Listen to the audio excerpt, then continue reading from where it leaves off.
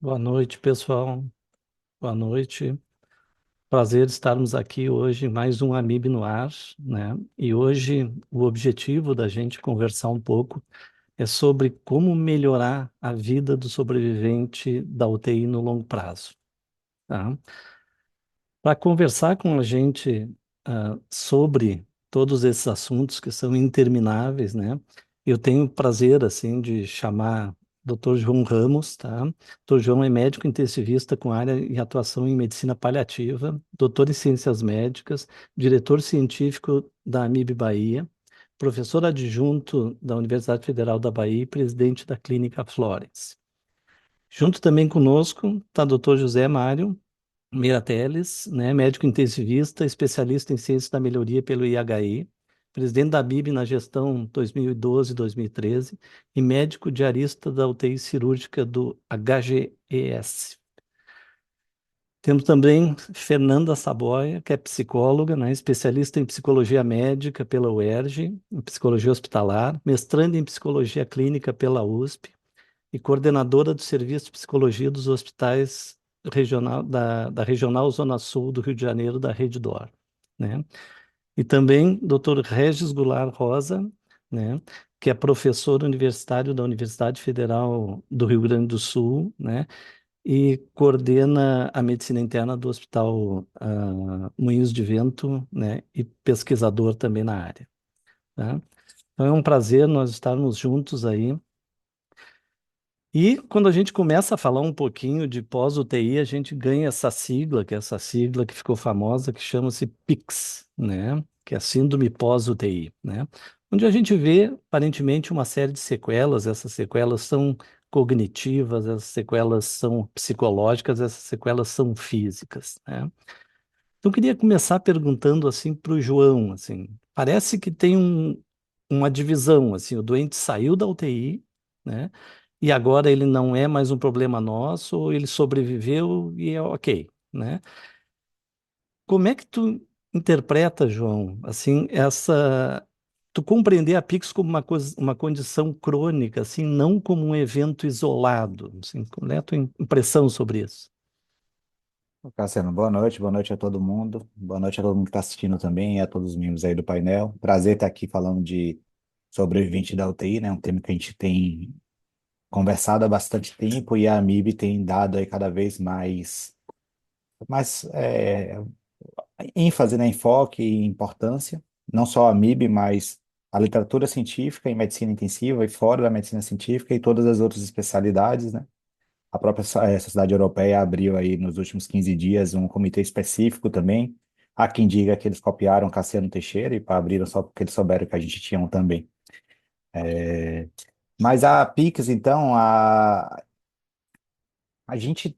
Acho que quando você olha. Tem um texto do Chest, assim, que eu acho que é bem interessante, assim, né? O texto ele traz, assim, né? Ele fala: olha, a terapia intensiva por muito tempo se preocupou com a mortalidade de curto prazo, né? Então você vai olhar os trials, vai olhar o que era, inclusive, assim, quanto indicador específico da terapia intensiva e até do ponto de vista de gestão interna dos hospitais, qual era o produto, né? Qual era o resultado final entregue pela unidade de terapia intensiva, era o paciente estável na alta da UTI, né? Então, a gente olhava a mortalidade na UTI, a mortalidade de 28 dias, estabilidade no momento da alta da UTI.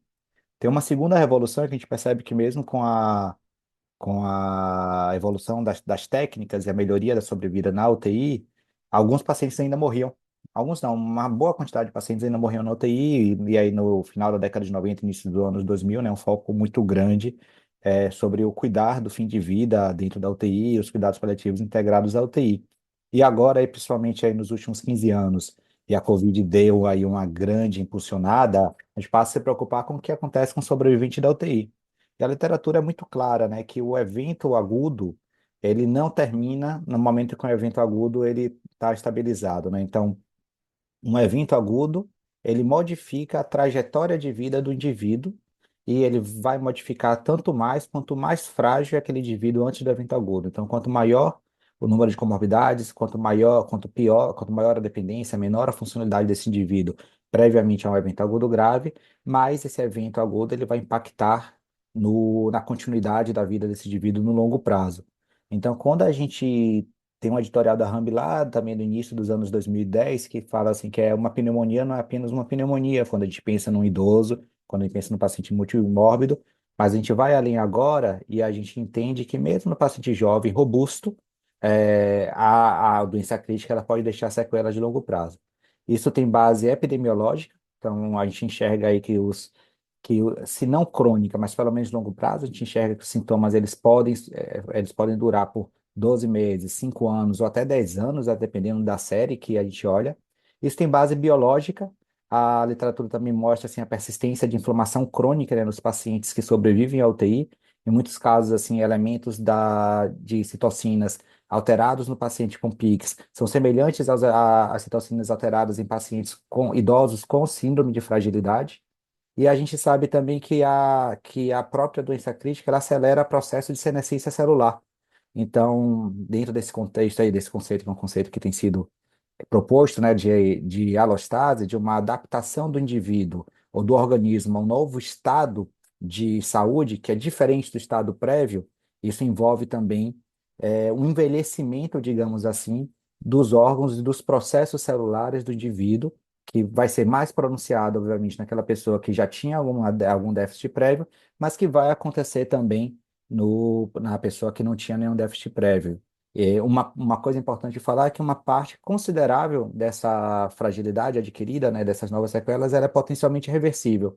Então, a gente tem aqui um lugar perfeito para a gente estudar e pensar em intervenção, né? A gente tem algo que é potencialmente prevenível, que quando acontece, deixa sequelas de longo prazo, se não crônicas, mas que tem um percentual desse que também é potencialmente reversível se a gente consegue atuar de uma maneira correta. Então, claramente, nós intensivistas que trabalhamos na UTI, que cuidamos dessas pessoas e que entregamos essas pessoas de volta para a sociedade, precisamos nos preocupar em como prevenir isso dentro da UTI, em como identificar isso, como diagnosticar essa síndrome e também como a gente pode eventualmente tratar essa síndrome. Então, acho que faz todo sentido essa pergunta, Cassiano. Assim, a gente pode discutir mais aí ao longo dos próximos minutos. Perfeito, João. E Regis, qual é o tamanho do problema? Assim, mortalidade a longo prazo, readmissão, perda cognitiva, perda funcional. Qual é o tamanho desse nosso problema, hein?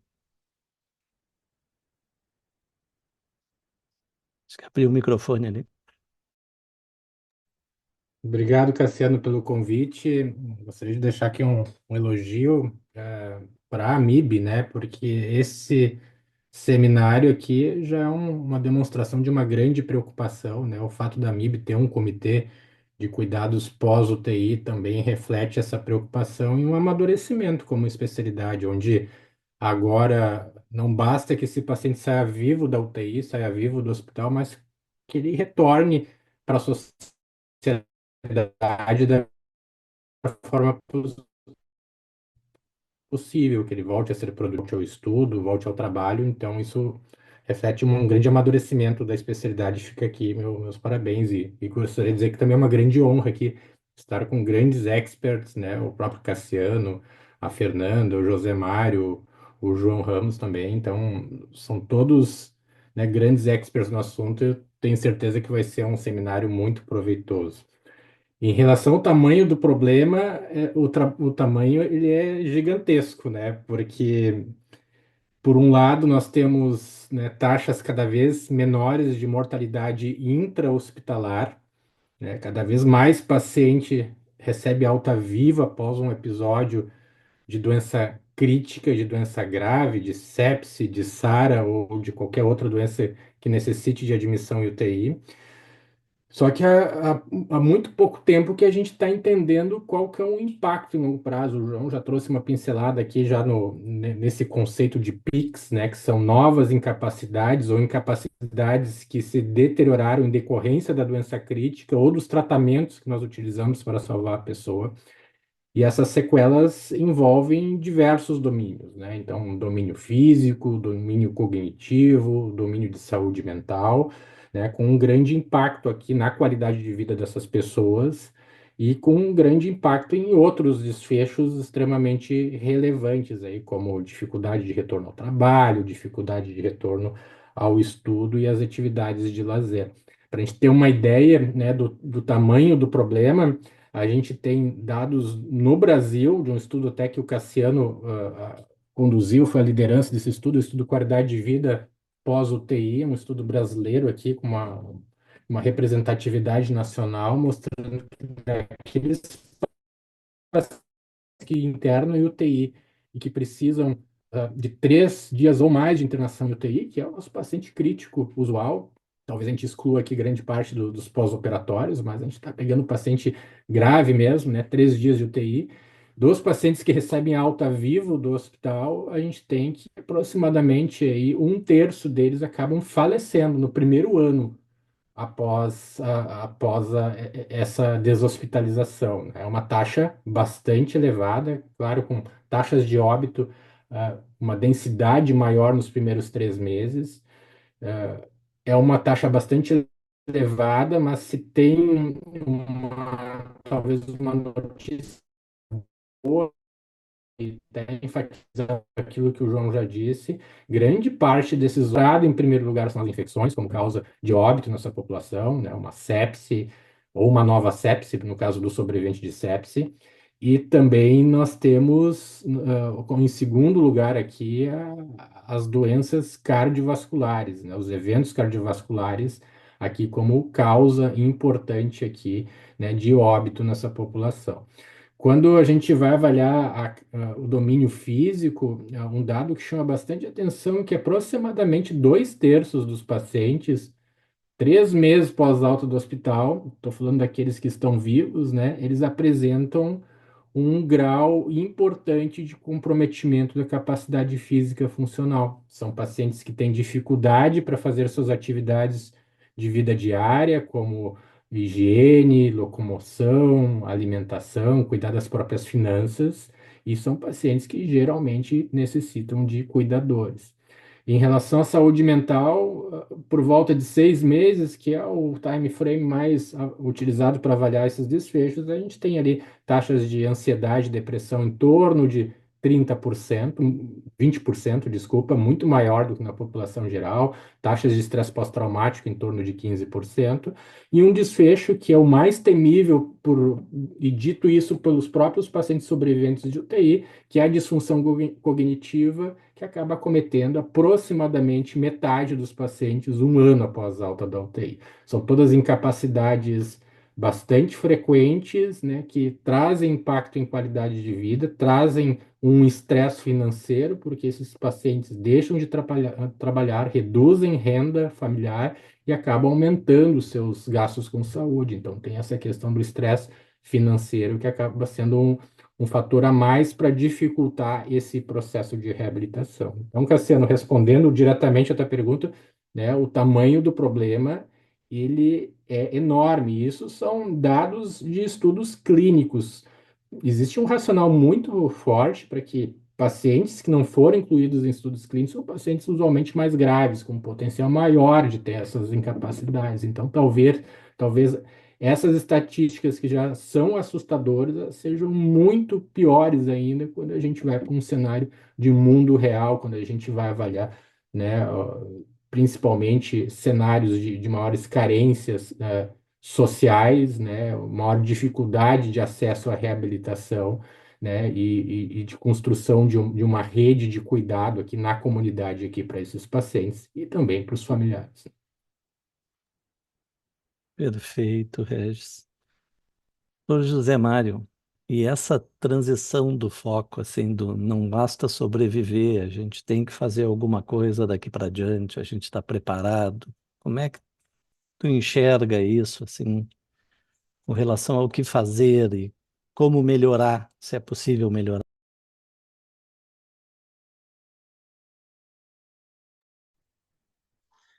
Boa noite, pessoal. Boa noite, Cassiano.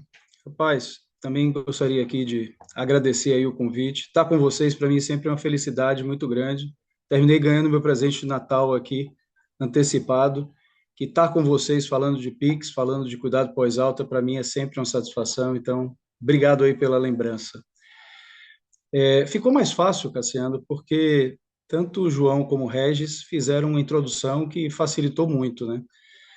Hoje em dia a gente fala muito de saúde baseada em valor e não tem nada que melhor represente entrega de valor do que pensar não só em sobrevivência, mas em qualidade de vida pós-alta. Então, essa preocupação ela faz todo sentido nos dias de hoje.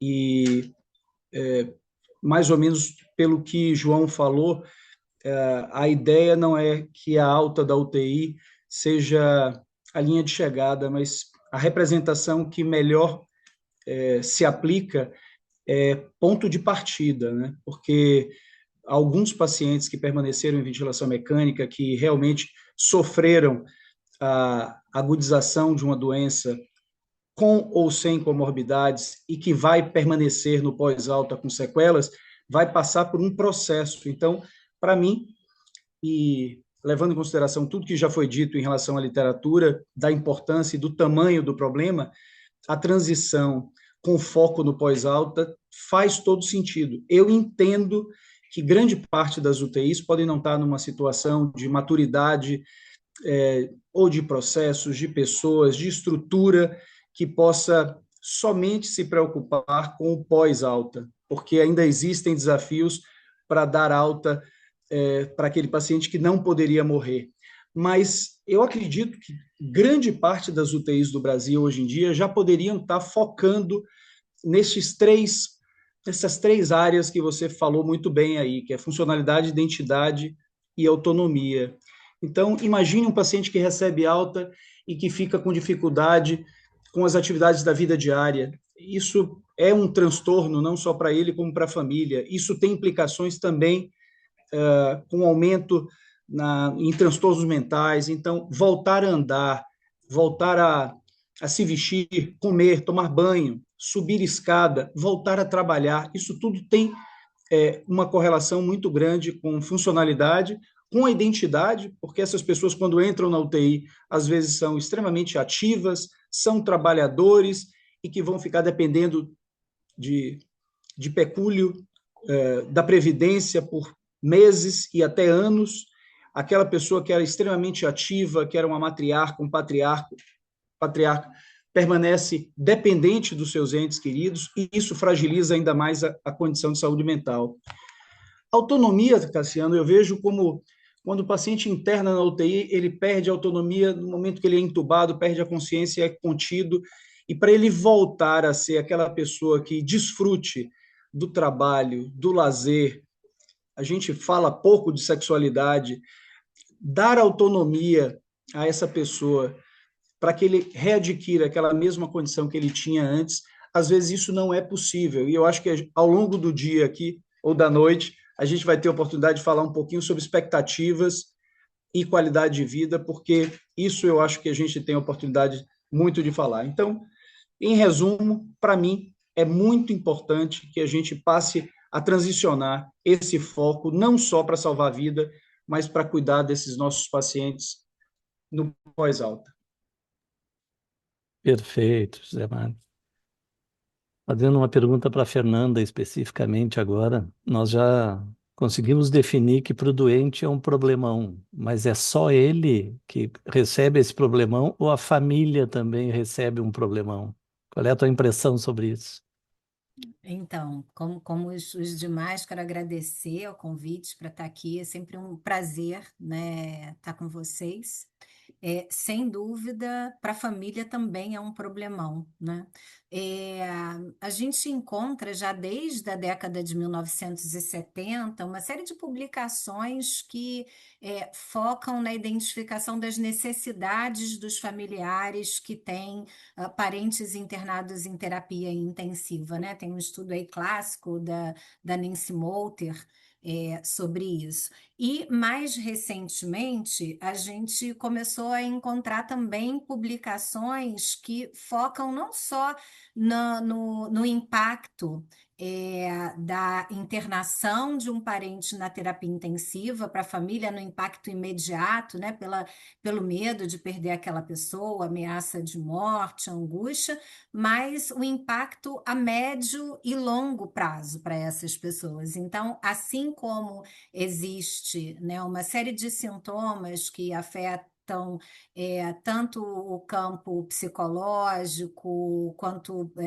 incluindo emoção e cognição, quanto social, como o Zé Mário, o Regis e João já falaram, é, mas também na esfera familiar, né? Quer dizer, assim como o paciente é afetado, a família também sofre esse impacto, tem até nome, né? PICS-F, PICS Family, e os estudos mostram também um índice elevado de transtornos de ansiedade, depressão, estresse pós-traumático, luto complicado, maior risco de suicídio e também dificuldades no cuidado com a própria saúde, porque muitas vezes a pessoa fica muito focada e envolvida no cuidado do paciente, do parente, e deixa o seu próprio cuidado de lado, né? Então, se o paciente para de trabalhar e passa a depender aí da previdência, ele passa a ganhar menos, isso tem um impacto financeiro ali para a família.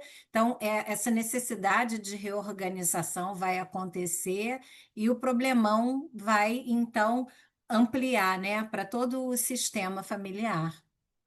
Acho que a gente tem aí uma responsabilidade na identificação de fatores de risco para essas famílias desenvolverem PICs e diferenciar os fatores de risco modificáveis daqueles que não são modificáveis para que a gente possa mesmo investir, né, o nosso tempo, a nossa energia nesses fatores modificáveis, buscando reduzir o impacto da PICS para esse grupo.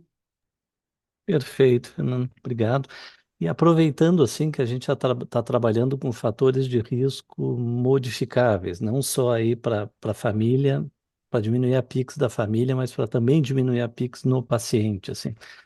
Quando a gente volta para dentro da UTI, né? Eu separei 4 perguntas aqui, pensando nas expertises de cada um, assim, especificamente, né?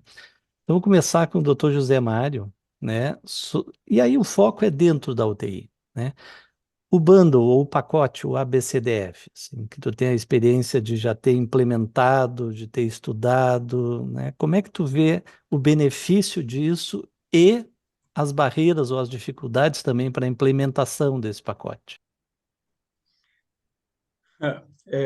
Eu vou aproveitar aqui e dizer que eu me tornei um especialista em ABCDF por causa de Cassiano, devido a justamente, não foi provocações, mas foi ele colocar, às vezes, a maneira com que eu me dedicava no pós-alta, e sem recurso, às vezes, sem um orçamento, com maior dificuldade, com menor evidência na literatura em relação, eu fui me dedicar ao pacote do ABCDF e realmente eu agradeço a ele essa provocação, porque durante 1 ano e meio eu fiquei muito dedicado a isso.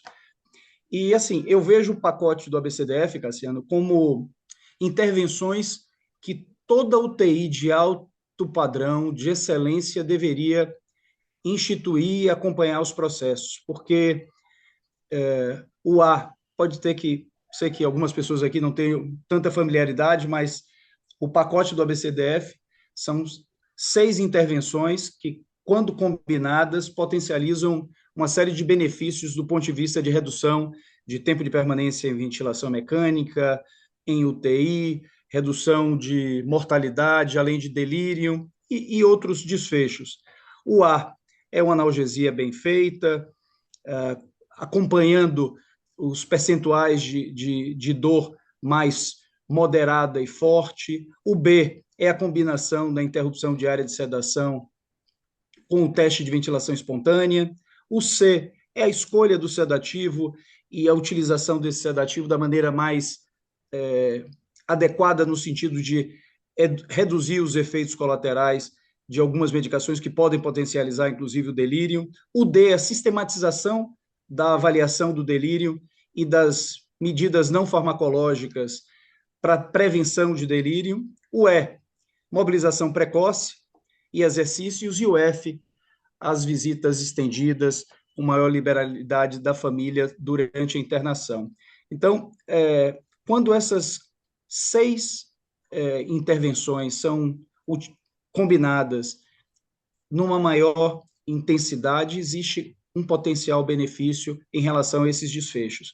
Eu vejo como importância porque é uma intervenção, Cassiano, que não depende, por ser multicomponente, existe realmente uma maior complexidade, mas o ABCDF não depende de recurso de compra de equipamento, não depende de drogas sofisticadas.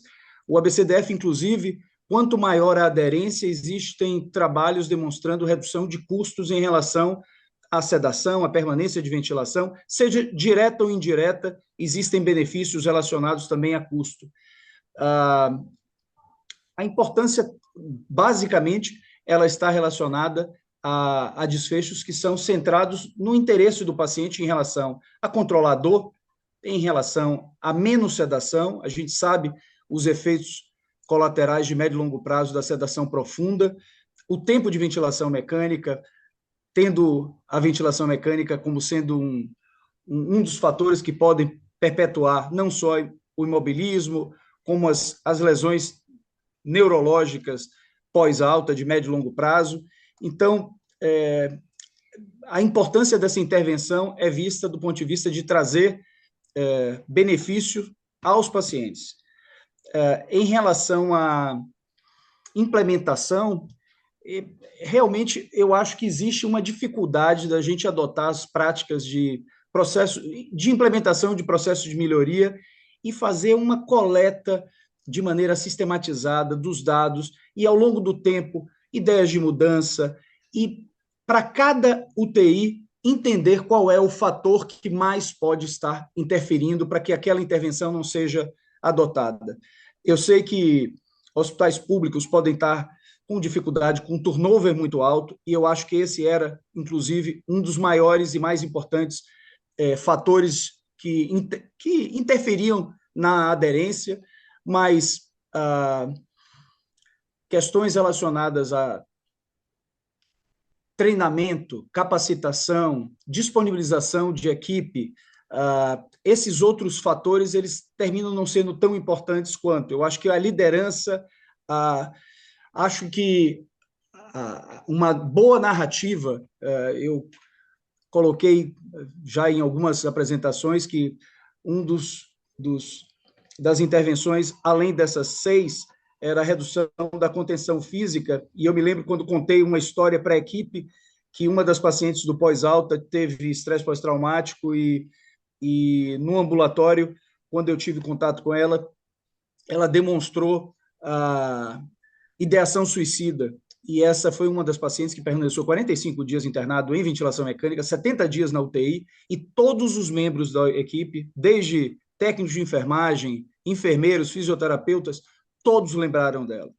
E eu, quando disse que a contenção física era um dos fatores independentes que estavam associados ao estresse pós-traumático de longo prazo de 6 meses, houve uma conscientização muito importante. Então, para mim, é muito importante que vocês contem uma história que faça sentido e que essa narrativa, de fato, faça com que essa equipe se engaje.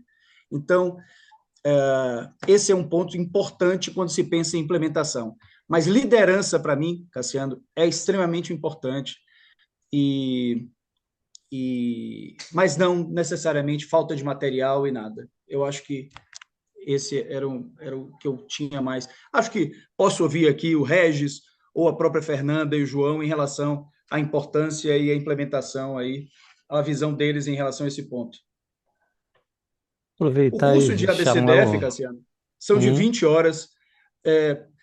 Me passou muita coisa aqui para falar, mas se eu tivesse de resumir tanto a parte de importância e de implementação, eu tentei pensar as coisas que me vieram à cabeça. Perfeito, aproveitar que tu citasse o Regis, assim. Regis, e com relação a talvez duas coisas que eu acho que talvez sejam as mais importantes com relação ao ABCDF, é visita e manter o doente mais acordado, né? Talvez eles sejam os carros-chefes de tudo isso aí. Como é que tu vê isso nas UTIs do Brasil e como é que tu vê as dificuldades específicas para aplicar esses dois itens que são ótimos para os pacientes, mas às vezes terríveis para as equipes de UTI, para os médicos? Qual é a tua impressão disso? Começar pelo mais fácil, que é a sedação, né? Eu acho que visita é um pouco mais difícil, né? Apesar do pessoal achar que é fácil, né? Eu, eu acho que a gente estava num caminho, né? De novo, a gente tem uma literatura já bem forte de que melhor é não sedar o paciente, né? E se sedar, ter um alvo de sedação mais leve, isso é benéfico para diversos desfechos, ter uma relação causal bem estabelecida, com delírio, disfunção cognitiva, sedação profunda e prolongada está associada a maior risco de mortalidade no longo prazo também, maior risco de redução da capacidade física funcional, fraqueza muscular por desuso, está associado a um risco maior de sintomas de estresse pós-traumático, depressão. Então, a gente tem bastante já evidência. Eu acho que a grande dificuldade é traduzir essa evidência para prática diária, para beira-leito, que é realmente a gente reduzir a exposição à sedação dos nossos pacientes. E eu acho que aqui o problema é muito maior, assim, não é simplesmente uma questão de escolha, ó, eu vou ter um alvo de sedação mais leve, ou eu não vou sedar, né, do que eu acho que a gente não tem profissionais que estão deliberadamente optando por um alvo de sedação profunda quando este é evitável. Claro que tem pacientes que a gente não vai conseguir evitar, um paciente com uma SARA grave, uma sincronia ventilatória muito importante, paciente que está com bloqueador neuromuscular, paciente que é um neurocrítico, por exemplo, né, com uma hipertensão intracraniana não controlada, entre outros exemplos. Mas grande parte dos pacientes a gente consegue prevenir, mas essa escolha é difícil porque acaba dificultando logisticamente a assistência. E a gente entra num problema maior, que é a questão, por exemplo, do dimensionamento de profissionais, né, e pacientes. Então, nós temos hoje em dia, né, profissionais que estão ali à beira-leito, né, chamar atenção para a equipe da enfermagem, que são poucos profissionais para muitos pacientes, já profissionais extremamente atarefados. E no momento que eu vou objetivar a não sedação ou uma sedação mais leve, que é melhor para o paciente, isso acaba, né, implicando em uma carga de trabalho maior.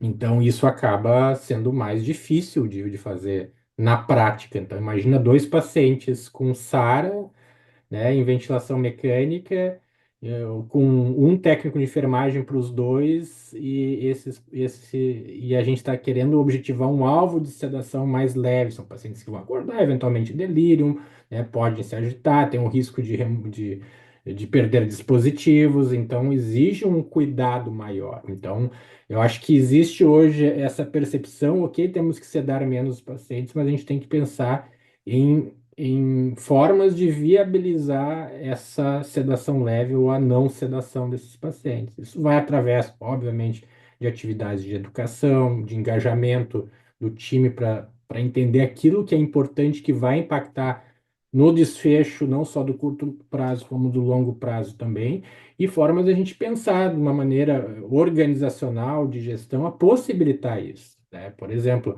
posso ventilar um paciente sem sedação? Tem um estudo publicado no New England que diz que sim, ou não ceda. Só que é um estudo que foi realizado que mostrou a viabilidade com um enfermeiro à beira-leito por paciente. Então, isso já mostra essa preocupação que a gente tem que ter, não só com a educação, mas viabilizar em termos assim de equipe, né, de estrutura, né, uma sedação menor, né? Eu gosto muito de estratégias econômico-comportamentais, e dentro delas eu gosto bastante da burocracia, e não me entendo mal, eu gosto da burocracia reversa, né? Então, pacientes que não se enquadram naqueles casos de indicação absoluta, de sedação profunda, eu gosto né, da ideia de burocratizar aquilo que é, né, que seria ruim para o paciente. Então, o mesmo vale para a mobilização precoce, né? O default tem que ser a mobilização precoce, o default numa UTI tem que ser a pausa diária de sedação, né? E quando isso não pode ser realizado, na minha opinião, o prescritor ele tem que, né, preencher umas quatro, cinco justificativas em três vias, né? E tem que ser à mão ainda, não pode ser no computador, para dificultar essas práticas, né, que não vão trazer benefício para os nossos pacientes. Então, eu gosto bastante disso. E em relação à visita, eu acho que é a mesma questão, né? Tem a questão é benéfico para o paciente, é benéfico para o familiar, tanto desfecho de curto como longo prazo. Tem estudos aí recentemente publicados mostrando redução de estresse pós-traumático para a família, participar de um modelo de visita flexível, redução de sintomas também aí de depressão para os pacientes no longo prazo. Mas eu vejo a questão da implementação ainda como uma grande barreira, porque, de novo, ter um familiar dentro da UTI acaba sendo bastante demandante assim para a equipe, né? Precisa ter uma atenção para isso, precisa ter um treinamento em comunicação. Eu acho que grande parte dos nossos profissionais não estão preparados, né, para receber um familiar e fazer disso uma experiência positiva. Triar esses familiares, né, dar um apoio psicológico para eles. O pessoal comenta muito, eu vou falar de uma maneira bastante respeitosa aqui, mas o pessoal acaba comentando que as famílias estão loucas dentro da UTI. E realmente elas estão loucas, assim, porque se a gente avalia sintomas de ansiedade, depressão, estresse agudo, estão em níveis patológicos.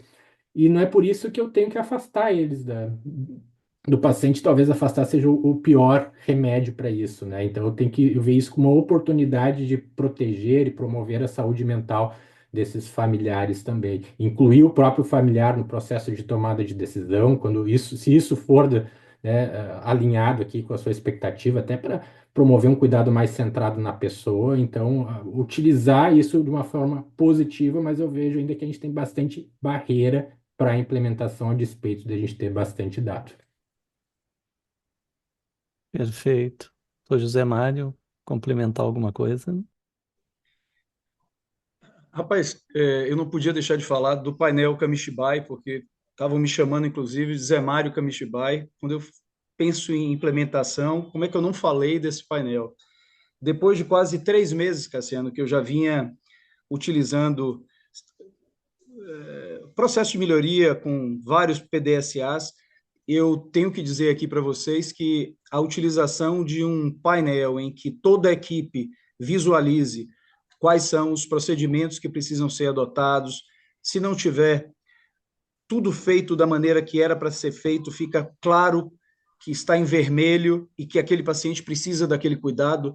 Você consegue se comunicar muito bem com a enfermagem, com a fisioterapia, com a psicóloga, com os médicos. Então, não dá aqui para apresentar para vocês, mas é só vocês verem. Kamishibai, isso veio da Toyota, sistema Toyota de produção, em que eles, ao longo de anos e anos, melhoraram todos os seus processos.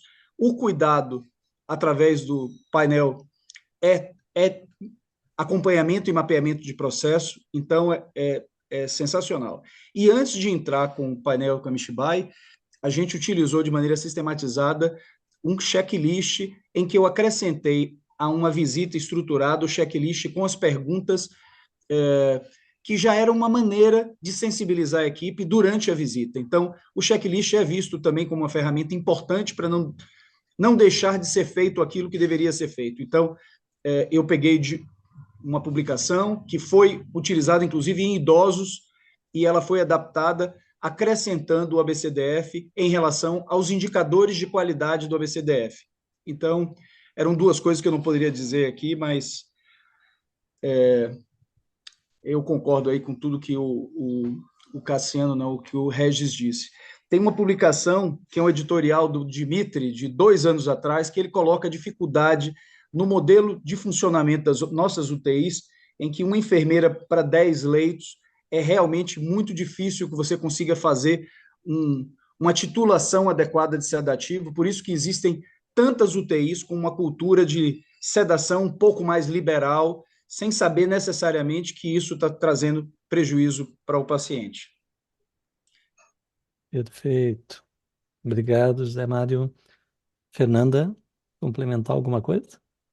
Na verdade, eu ia brincar com o Regis, quer dizer que as famílias estão loucas não é uma coisa regional, né? A gente tem aqui Rio Grande do Sul, Bahia, Rio de Janeiro.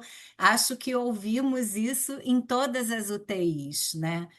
A provocação que eu queria fazer é que a gente pudesse pensar e, de alguma forma, sensibilizar as equipes, é que as famílias não estão loucas, eles estão sofrendo, né? Então, poder trazer isso para a perspectiva de qual é o sofrimento envolvido e que ali nós não podemos ser os loucos, né?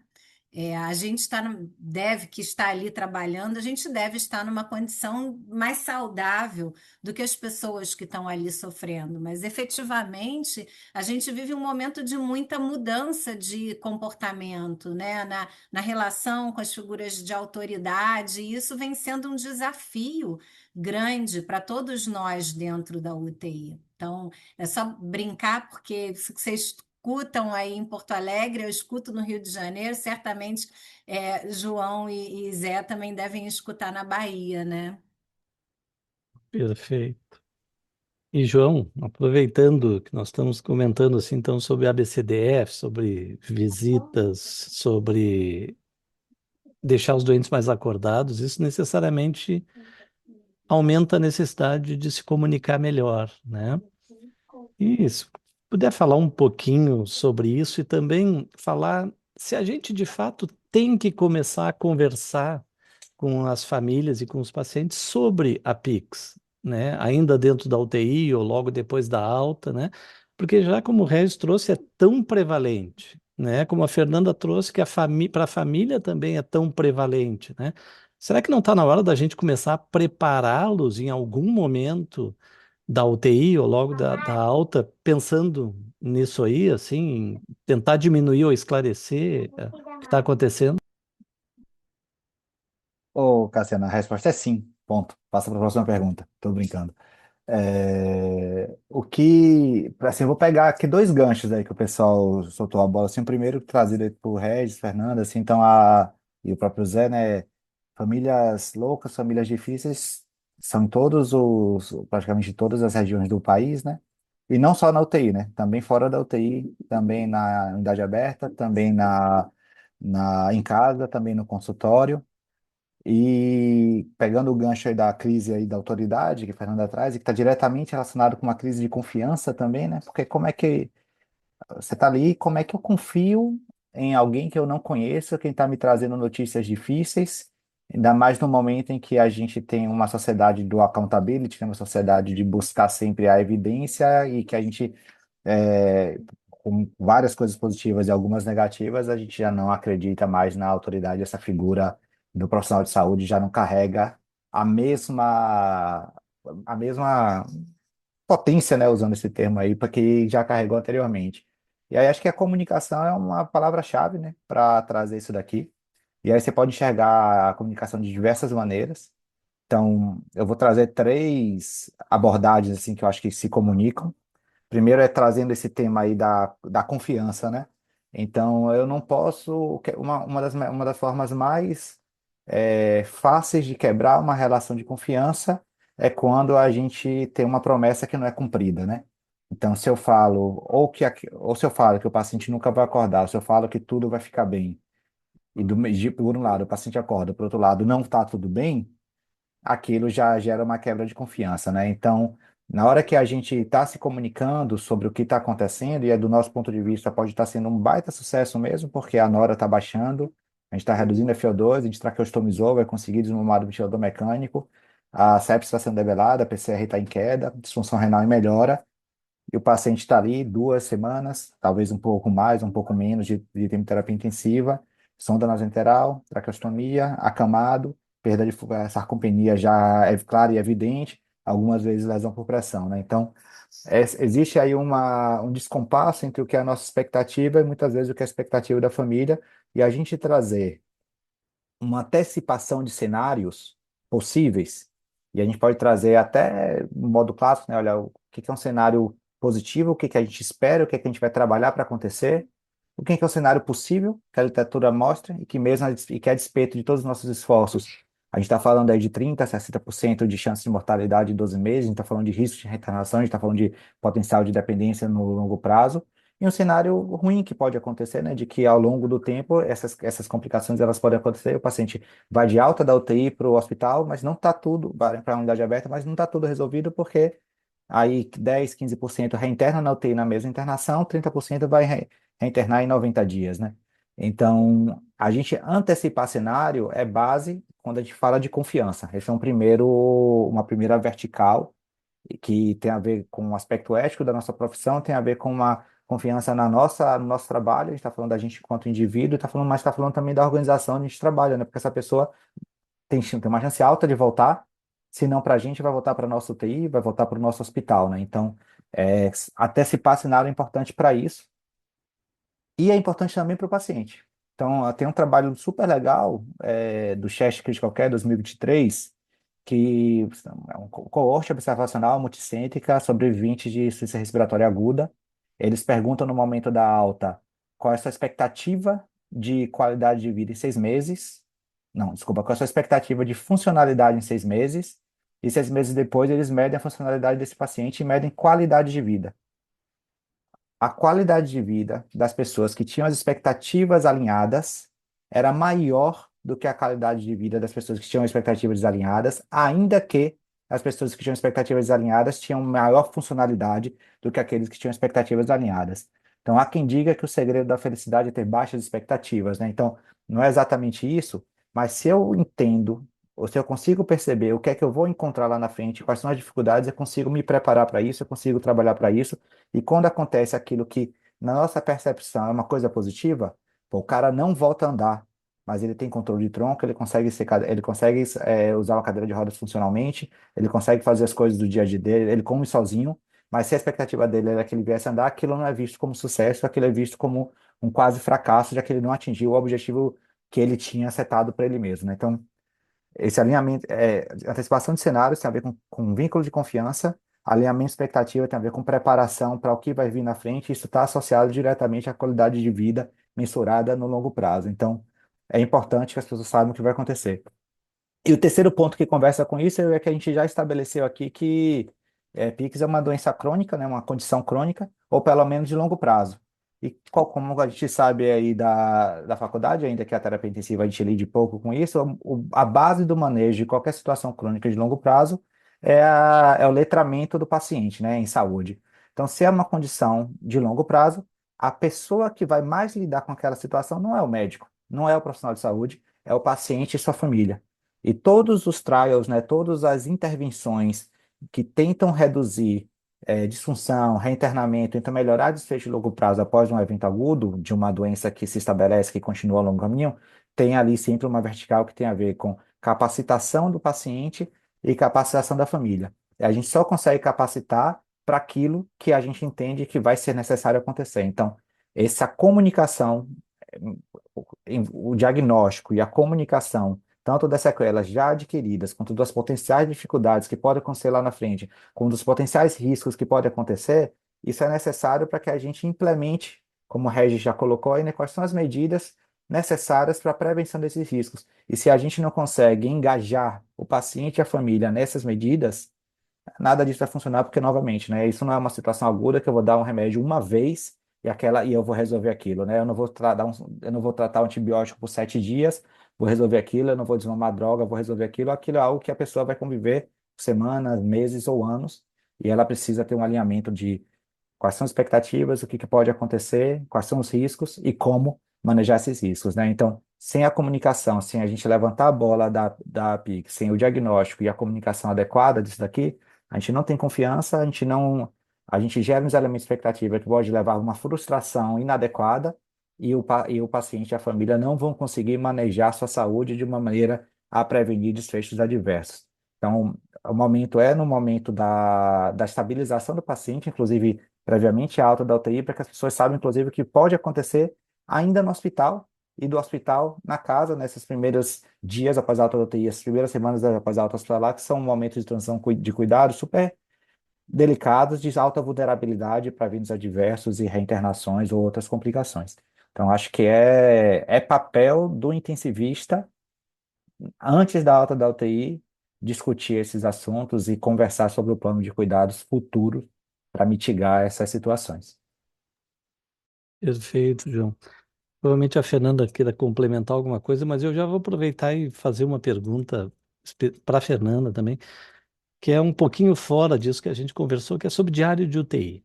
que é isso? Qual é a importância? Vale a pena? Qual é a impressão, tua impressão sobre isso, assim, que é tão comentado na literatura, mas por enquanto ela não parece ter uma evidência muito grande.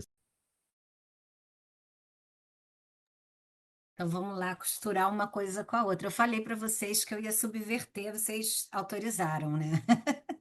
Estava ouvindo o João falar, né, aliás, expectativa e tal. Recentemente eu li é um filósofo italiano que ele fala sobre qualidade de vida e vida qualificada. Não sei se vocês já ouviram, é Giorgio Agamben, né? E aí, justamente, quando a gente pensa em qualidade de vida, talvez a gente esteja pensando numa perspectiva normativa, né? E quando a gente pensa em vida de qualidade, isso convida a gente a sair um pouco da caixa, que eu acho que é um convite que a síndrome pós-UTI nos faz de pensar fora da caixa, né?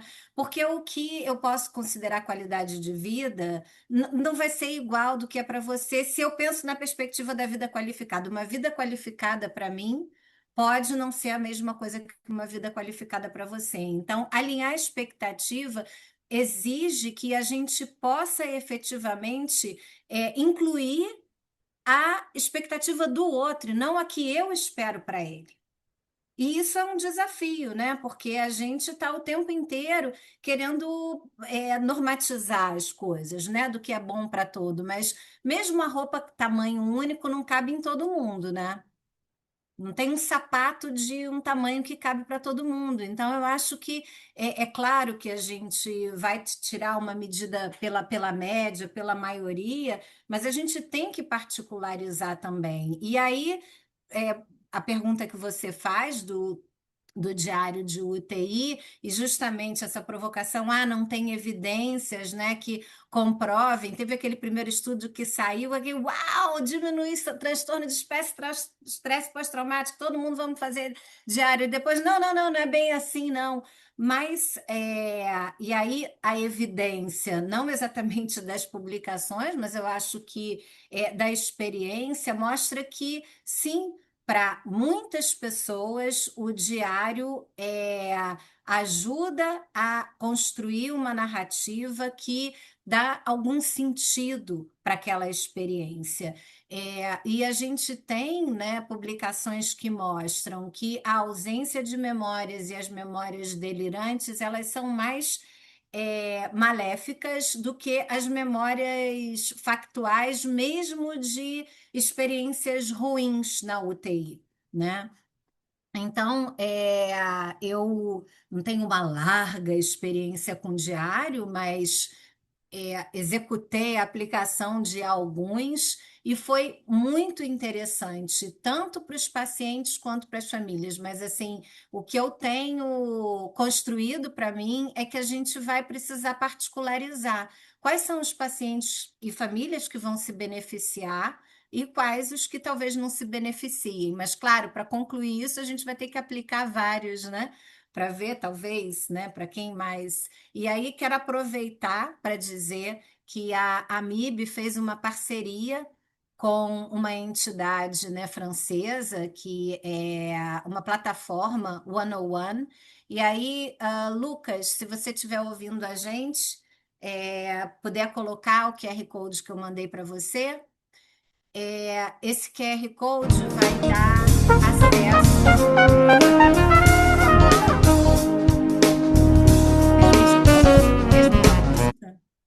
Olha, pronto. Esse QR Code, gente, leva vocês para um formulário. Quem tiver interesse, essa plataforma, ela tem o Life Map, que é um diário de UTI digital. A ferramenta é super bacana. A gente fez aí um trabalho de tradução dessa ferramenta, que do francês tinha ido para o português de Portugal e a gente passou para o português brasileiro. E tem assim uma aplicabilidade bacana, é gratuita a ferramenta, então quem tiver interesse, fotografa aí o QR Code para vocês se inscreverem o hospital de vocês Eu vou entrar em contato para poder dar as instruções sobre a aplicação. Mas, assim, do que eu já testei, a ferramenta é muito bacana, vai dar muita possibilidade da gente trabalhar. Obrigado, Fernanda. João, quer complementar alguma coisa?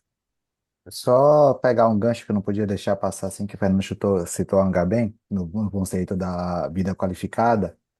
E aí, o oposto da vida qualificada, eu acho que é um parêntese aqui, né? Mas a gente já fecha o parêntese e já volta para coisa, mas acho que faz sentido, porque o oposto da vida qualificada é o homo sacer ou a vida crua, né? Que é aquela pessoa que naquele momento, na visão ali da estrutura, é uma vida que não tem sentido.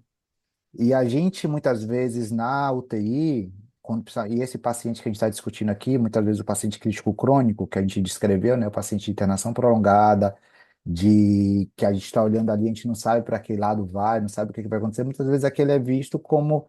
A gente desumaniza aquela pessoa que está ali de maneira muito concreta, né, vira um objeto, está ali há 3 semanas, 4 semanas, está customizado, muitas vezes com pouca interação, delírio prolongado, etc. E a gente muitas vezes não consegue apreender quem era a pessoa por detrás daquele corpo que está ali naquele momento, e a gente pode ter uma tendência nesse processo de desumanização, né? O conceito do George Agamben do Homo sacer é aquela vida que é matável sem ser um homicídio, no sentido de que Uhum. é uma vida sem sentido, então por si só, se essa vida deixa de existir, ela não leva a nenhuma punição específica. E a gente, e os nossos pacientes que estão vulneráveis nessa situação, a gente a gente tem que estar Entendi. balanceando essas duas coisas, né? É, Entendendo assim. Então acho que foi bem sagaz assim trazer, porque esse perfil de paciente é um perfil de paciente que é fácil a gente negligenciar. E é isso. fácil, a literatura mostra, tá? A literatura mostra, por exemplo, que pacientes em ventilação mecânica prolongada, que estão na UTI, depois que eles são transferidos para um hospital de desmame de ventilação mecânica, eles são desmamados, 30% deles são desmamados em até 2 dias da admissão. Esses caras, eles estavam passíveis de serem desmamados da ventilação mecânica no hospital de origem, mas a gente não está olhando para eles, né, com atenção. Então, e obviamente isso tem vários motivos, né, estruturais, a gente está ali com pacientes mais graves, pacientes mais agudos, etc. Mas a gente precisa entender que a gente vive um momento em que cada vez mais nossos pacientes são mais idosos, são mais comórbidos, com maior chance de internações mais prolongadas, a gente precisa prevenir essas situações, como todo mundo já trouxe aqui, mas que quando elas acontecem, a gente precisa aprender a lidar com isso. E é muito difícil para o intensivista lidar com as sequelas da PICS dentro da UTI, né? A gente tem muita dificuldade de trazer conceitos, né, de reabilitação ou conceitos desses suportes adicionais para o paciente quando ele ainda está dentro da UTI. Não basta saber entubar, né, João? Gente, eu vou dar uma reviravolta agora, nós vamos para mais adiante um pouco, tá? Nós vamos pensar saindo o paciente do hospital, tá? Que é uma coisa que onde todo mundo conversa e parece que lá que é o segredo de tudo que vai acontecer, né? E aproveitar, quando o Regis começou sobre as prevalências lá e as incidências, nova infecção. Esse parece ser o nosso grande problema, né? E o que que a gente pode fazer na enfermaria e quando esse doente vai ter alta para prevenir essa nova infecção, já que parece que esse é o nosso real problema, independente do motivo de que o doente internou a primeira vez na UTI. É um grande desafio, né, Cassiano? Porque tanto no sobrevivente de sepse como no sobrevivente de doença crítica, infecção é a principal causa de rehospitalização, de deterioração da saúde dessa pessoa, que leva a um evento extremamente grave, né? Se estima aí que nos primeiros 30 dias, que a gente chama daquela rehospitalização precoce, que a infecção seja responsável por algo em torno de 70% das causas de readmissão hospitalar num paciente pós-doença crítica. E aqui a gente tem uma grande oportunidade, né? Porque infecção, por definição, é algo que é potencialmente prevenível. E tem um substrato biológico, né, para que esses pacientes apresentem imunossupressão, né? Então, a própria resposta imune desregulada frente à doença crítica, que esse paciente acaba apresentando uma resposta anti-inflamatória mais duradoura, né, com uma imunossupressão, né, mais marcada, que acaba acometendo esse paciente, né, aumentando o seu risco de novas infecções. E aqui a gente tem grandes oportunidades, assim, passando por aquilo que o João já comentou, a questão né, da educação, da comunicação do paciente, do seu familiar, né? Eu vejo, por exemplo, hoje um paciente em quimioterapia por uma neoplasia, né, muito mais bem orientado de como proceder em caso de sinais de infecção. Ele está orientado a respeito de sinais de infecção. O nosso paciente pós-doença crítica, que tem um grau de imunossupressão tão, ou talvez até maior do que esses pacientes oncológicos em quimioterapia, ele não sabe o que é sepse, não sabe como proceder caso ele tenha sinais de infecção, como febre, algum sinal de disfunção orgânica, confusão, sonolência, hipotensão. E aqui talvez a grande chance desse paciente seja retornar o mais rápido para o hospital para um atendimento imediato, porque a gente sabe que o que muda desfecho na sepse é um atendimento rápido, é um tratamento adequado, rápido também para esse paciente. E até um estudo que me chamou a atenção bastante foi o estudo, né, da Stephanie Taylor, publicado esse ano no JAMA Internal Medicine, que mudou um pouco como eu pensava a questão da sobrevida pós-alta e das rehospitalizações. Antes eu era bastante convicto que a gente poderia melhorar os dois desfechos, né? Ah, né, de uma maneira concomitante com as nossas ações. E esse estudo trouxe um resultado bem interessante, porque eles começaram a educar, colocar um enfermeiro navegador que educava sobre sinais de sepse, monitoravam esses pacientes através de acompanhamento por telehealth, e na medida que esses pacientes apresentavam sinais de infecção, esse paciente era orientado a voltar o mais rápido possível para o hospital. Pois bem, essa prática de monitoramento, ela aumentou a taxa de rehospitalização. O gestor pode dizer, bah, que horror, né? Porque eu vou ter mais custo com rehospitalizações, mas reduziu mortalidade. E faz total sentido, uma vez que a sepsia é a principal causa de rehospitalização desses pacientes, talvez a gente tenha que trabalhar num primeiro momento para eles sobreviverem, fazer com que, em caso dessas infecções potencialmente graves, que eles saibam como proceder, saibam a quem procurar, saibam que eles têm que ir a um serviço de saúde o mais rápido possível, porque talvez seja isso que vá mudar aqui o curso aqui dessa nova infecção, né? E uma nova sepsis costuma ser mais grave, né? Com um prognóstico pior. Esse é um dos pontos, questão da educação, questão da navegação, do monitoramento de novas infecções.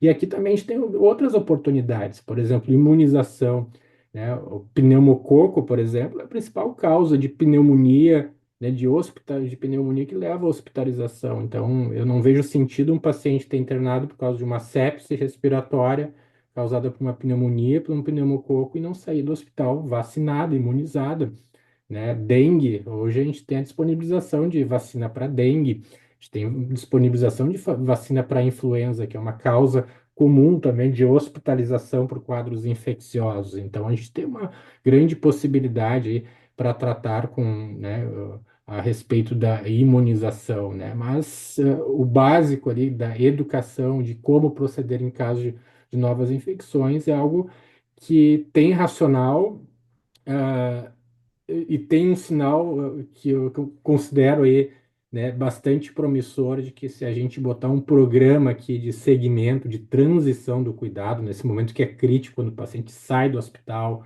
e vai para casa, para que a gente cuide desses desfechos aqui, a gente oriente muito bem, a gente cuide da imunização desses pacientes, que a gente tem aqui uma oportunidade muito boa aqui para reduzir mortalidade e talvez num segundo momento, uma vez que eu tenho uma chance maior de sobrevivência desses pacientes, que eu consiga também melhorar outros desfechos em longo prazo, né?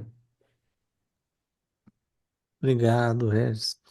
Fernanda, aproveitar para te responder também uma pergunta que foi feita aqui pela Marcele, né? Quais estratégias baseadas em evidências podem ser implementadas precocemente na UTI para prevenir o impacto da PIX, considerando o papel conjunto do psicólogo e do médico no cuidado? E eu já vou aproveitar e fazer outra, que é como é que tu prepara a família para ela ir para casa sabendo que ela vai enfrentar?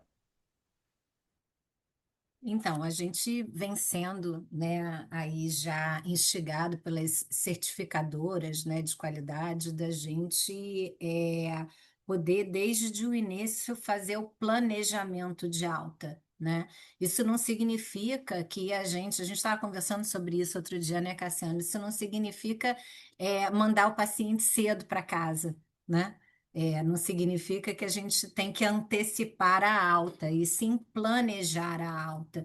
É, e muito frequentemente o que acontece depois é que quando o paciente interna no CTI, né, as famílias todas têm que ficar com a mão para o alto, não pode tocar em nada, não pode mexer em nada, e na hora que ela vai embora, que a gente vai ensinar, né, a mexer na gastrostomia, avisar que quando for para casa vai precisar de fisioterapia e um monte de coisa. Não é incomum disso acontecer, né?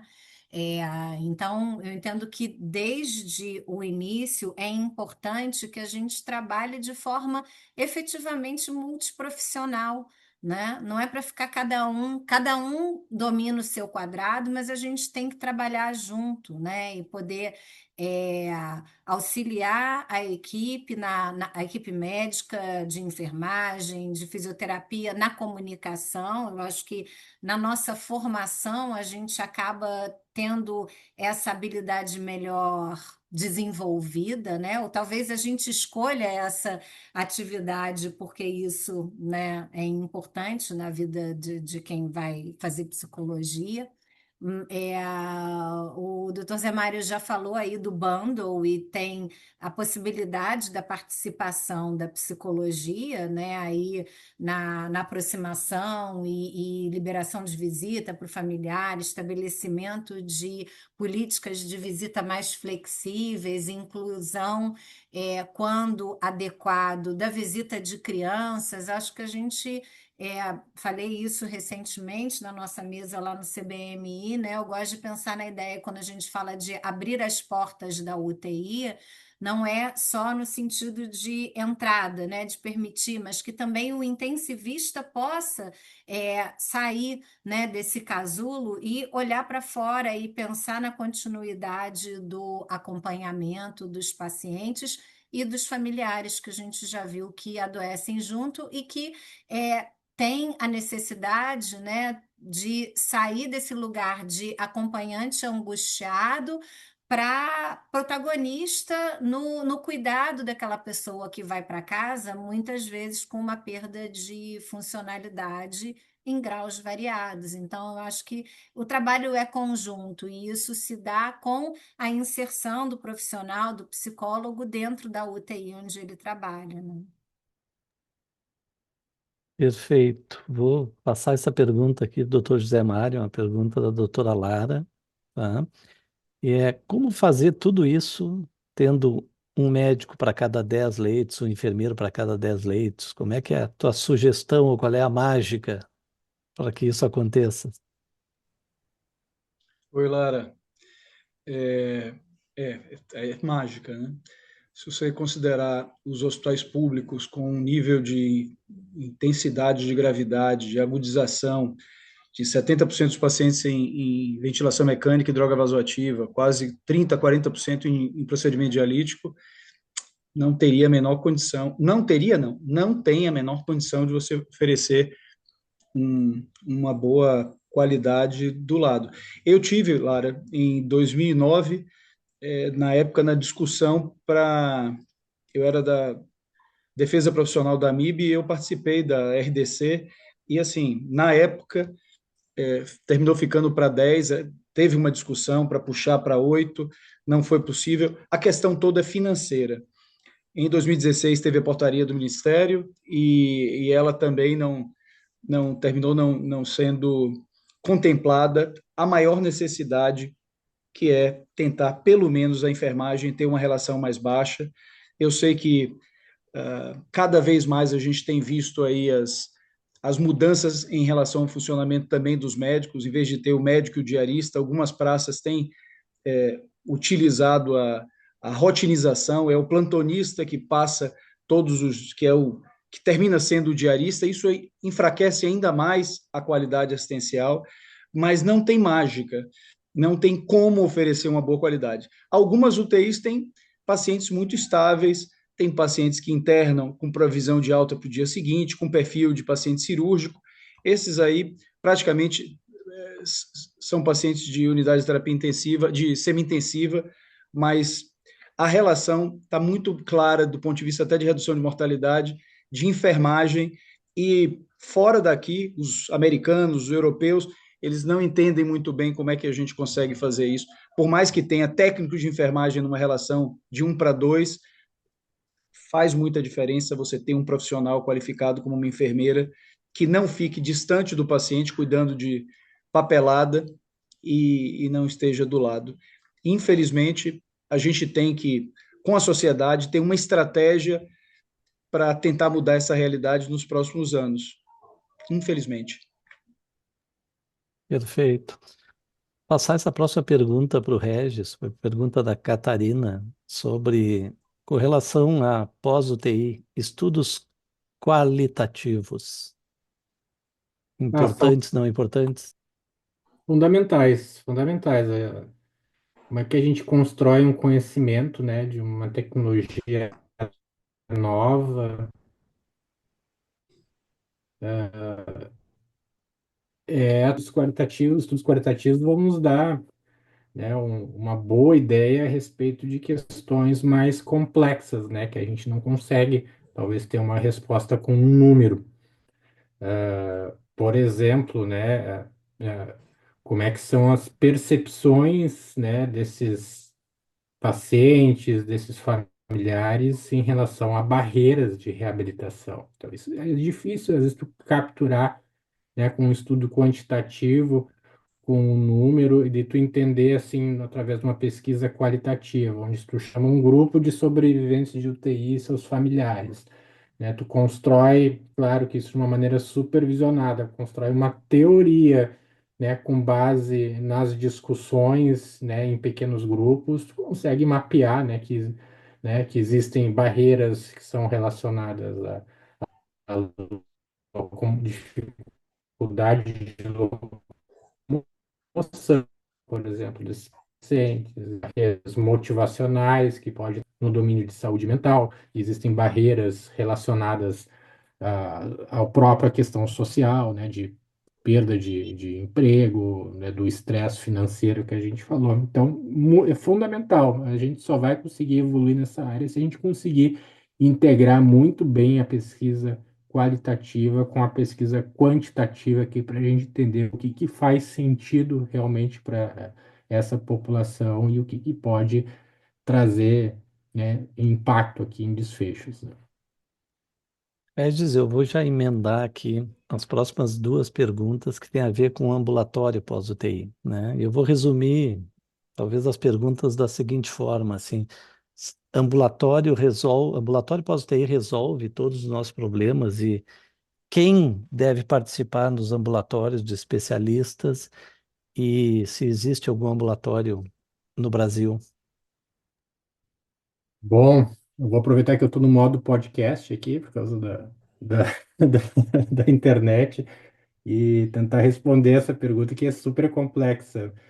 Mas tem um grande potencial ambulatório. É uma tecnologia de grande interesse, tem muita gente estudando isso e tem um sinal, né, bem importante que isso possa fazer a diferença para esses pacientes, né? O que se faz no ambulatório pós-UTI, né? Se rastreiam novas incapacidades, se traça um plano de reabilitação de acordo com a necessidade específica. Para algum paciente vai fazer mais sentido o acompanhamento com psicólogo, fazer por exemplo, uma psicoterapia breve, uma terapia cognitivo-comportamental. Para outro vai fazer mais sentido um acompanhamento com fisioterapeuta, né, com terapeuta ocupacional. A gente tem que, para saber isso, a gente tem que mapear a necessidade. Então, tem que fazer o rastreamento dessas incapacidades no domínio físico, cognitivo, e de saúde mental e traçar um plano de reabilitação. Também entra aqui nas atividades do, do ambulatório pós-UTI a questão da reconciliação medicamentosa, né, da prevenção da descompensação de comorbidades e da prevenção de eventos cardiovasculares, principalmente de novas infecções. Então, é uma atividade que ela é multidisciplinar. Na minha opinião, o melhor profissional para fazer esse acompanhamento são os profissionais intensivistas, e como intensivista eu não falo apenas em médicos, mas os próprios intensivistas médicos, enfermeiros, psicólogos, fisioterapeutas que acompanharam esse paciente na fase aguda, porque eles entendem muito bem essa relação do que ocorreu na fase aguda com o longo prazo e podem ajudar aqui na recuperação desse paciente. Mas uma dúvida que eu tenho é se os intensivistas, se eles querem realmente esse papel, porque a gente tem uma dificuldade hoje em dia que o intensivista saia da UTI. Então, tem uma dificuldade grande. Claro que isso exige novas habilidades. Talvez o intensivista do futuro tenha que saber muito mais conceitos de reabilitação, de fisiatria, de comunicação, de saúde mental, que é algo que hoje nós não preparamos os nossos profissionais, né? Então, tem um grande desafio. Em suma, tem sinal, sim, de potencial benefício, né? É uma tecnologia bastante promissora, mas que a gente ainda tem que aprender ainda, né, a forma de implementar esse tipo de segmento, e também a gente tem que começar a discutir como é que a gente engaja o próprio intensivista aqui nesse segmento de longo prazo. Gente, nós estamos quase chegando no final aqui, então eu vou já encaminhando direto assim as últimas perguntas, Cassiano, né? desculpa, posso só Sim, perguntar uma coisa para o Regis, pode. porque assim, em cima do que ele colocou agora. É, isso a gente não pode, talvez eu seja meio entusiasmada, né?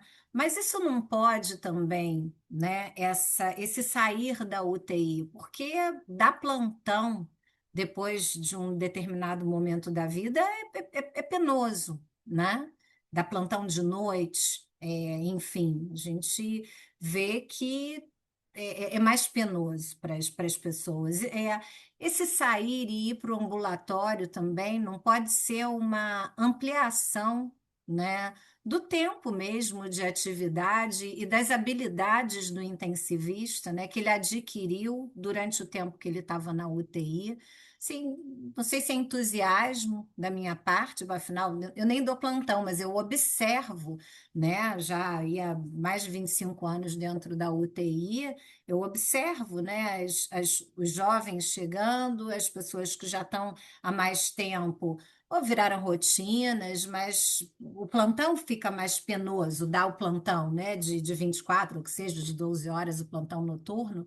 Afinal, a gente não pode desconsiderar, né, deixar de dormir uma noite aos 20 e pouco é uma coisa, deixar de dormir uma noite aos 50 e tal é outra coisa, né? O corpo da gente sente. Então, fico pensando se isso não pode ser uma forma do intensivista também, né? Tá atuando numa área que é a especificidade dele, claro, concordo, exigindo o desenvolvimento de novas habilidades, mas tem que dizer aqui, João, não imaginava, né? Achei que eu estava abafando, falando do filósofo italiano, João já saca ali toda a teoria, não, eu já li, inclusive. Mas eu acho que é isso, né? E talvez isso, é, a poder ampliar essas possibilidades, seja algo que vá qualificar a vida de cada um e proteger do burnout,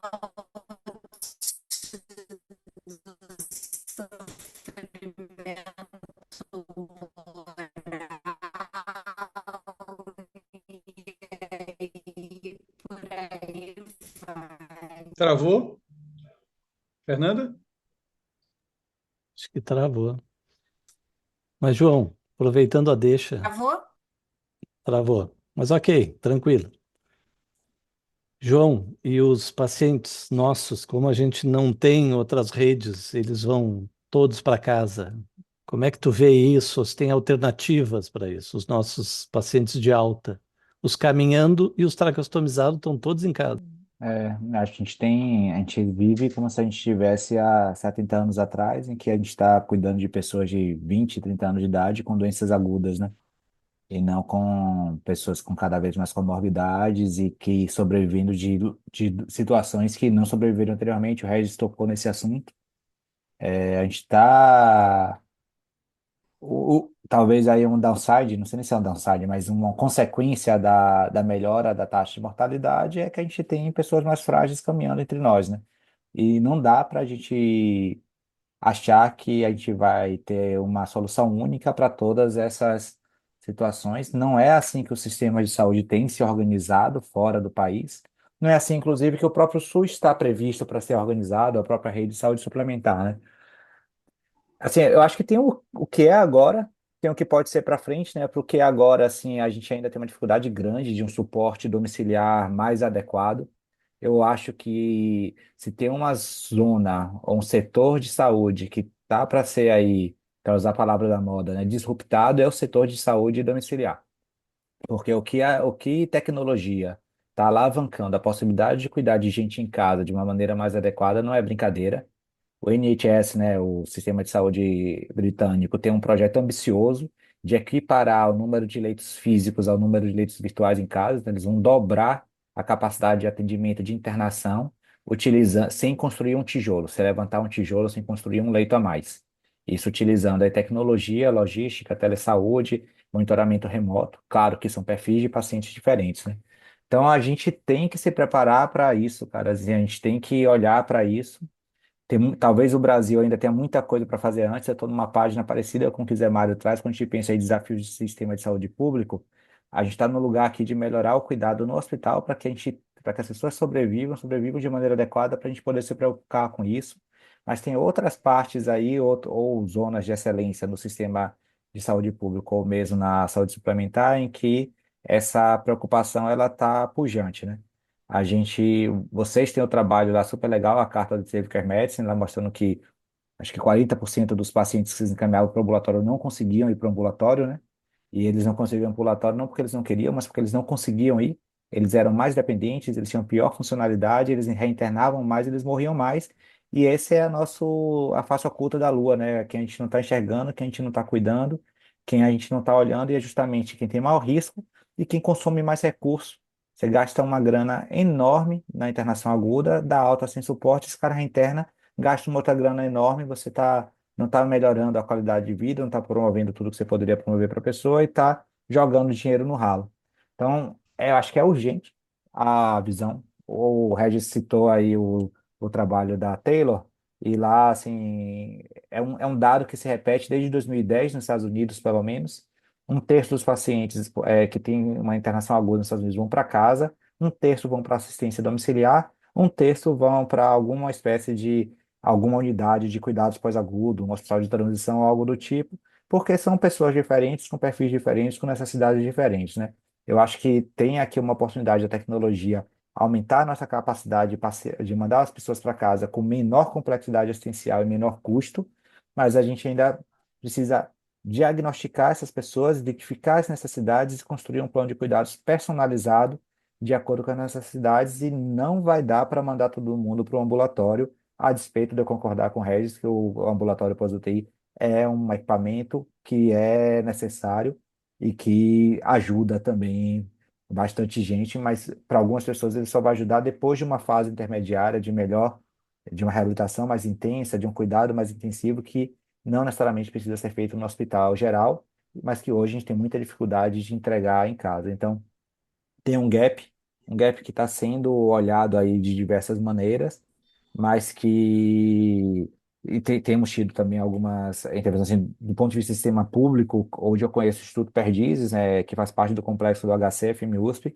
que tem dado assim tempo de permanência super curto, menor do que 3 dias, dados de deshospitalização rápida, melhora de funcionalidade também super interessante, absorvendo aí, saindo daquele conceito, né, de hospital de retaguarda, que eram depósitos de doentes em onde você não melhorava, esses pacientes não iam de alta, para um lugar assim que você, seja em casa ou seja ainda numa instituição, né, numa facility, você ter objetivos setados por meta de acordo com as necessidades do paciente para você melhorar esse cara, para esse cara poder voltar para o ambulatório depois com melhor qualidade de vida, com menor risco potencial aí de reinternação e reduzindo também a utilização de recurso e economizando dinheiro para o sistema como um todo, que para a gente poder ter mais intensivista e mais enfermeiro, né, cuidando dos pacientes graves, esse dinheiro vai precisar sair de algum lugar. E a gente hoje está desperdiçando dinheiro no sistema de saúde em diversos momentos, assim, está indo para o ralo em vários outros aspectos. Então, esse ponto de vista, essa ideia, assim, essa coordenação de cuidado e essa personalização de acordo com a necessidade e entender que nem todo mundo vai conseguir ir para casa, isso a gente precisa cada vez mais lutar por isso e engajar nossos pacientes também para lutar por isso também, né, nas associações e através das representações. Boa. João, muito obrigado. Regis, muito obrigado. Fernanda, muito obrigado. Eu vou deixar, na verdade, para o Zé Mário fazer o final, né? Dando a sua opinião e fazendo sugestões. Por favor, Zé, pode encerrar. Bem, pessoal, em 1 hora e meia a gente tentou aqui discutir os pontos mais relevantes. Faltou aqui a gente falar um pouquinho sobre transição, tão importante quanto o cuidado pós-alta, mas realmente a gente pegou os pontos mais sensíveis. Eu acho que a gente está vivendo um momento de transição em que a sociedade está envolvida, acho que os médicos estão mais sensíveis, mas a gente precisa, de fato, colocar em ação tudo aquilo que tem na literatura que pode, de fato, trazer benefícios para os nossos pacientes. Se João e Regis, a gente não tem essas evidências todas do cuidado pós-alta, eu recebi aqui porque uma das pessoas escreveu aí, Cassiano, eu acho que foi Daniela, está montando um laboratório, um ambulatório de pós-alta e começando pequeno, começando a atender, a criar vínculo. Eu vejo como uma grande oportunidade, não estou pensando aqui em nada muito grande, mas como uma oportunidade de começar num ambulatório, às vezes com 1 ou 2 pessoas, com aquele paciente que seja mais de risco, que tenha ficado mais tempo em ventilação mecânica, se não dá para fazer de uma maneira em larga escala, que comece pequeno, mas que, que a gente comece a colocar em prática tudo aquilo que a gente, de fato, acredita. Eu queria aproveitar aqui a oportunidade.